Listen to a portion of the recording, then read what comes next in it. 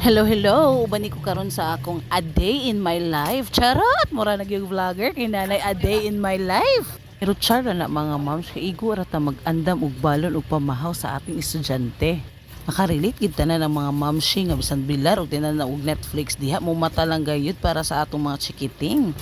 Well, gahulat ko nga mahuman og kaligo ang akong anak nga si Banban. Naglimpyo na lang pud ko diri sa balay kay mao man gayud ni ang kuryente nga trabaho sa isa ka inahan. Ang walang katapusang paglimpyo, wala ra bagyo'y sweldo, char. Pero okay kay na mga momshi, ang importante nasa to ang budget. Ay, excuse akong evil laugh, dili to siya sound effect ha, original to siya.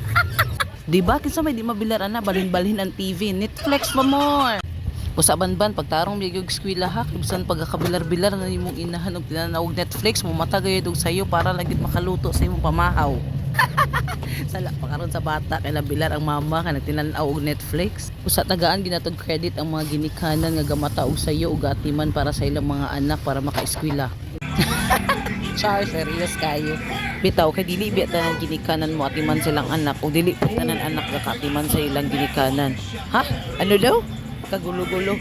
Ay, hambot. Basta muna to. Bye!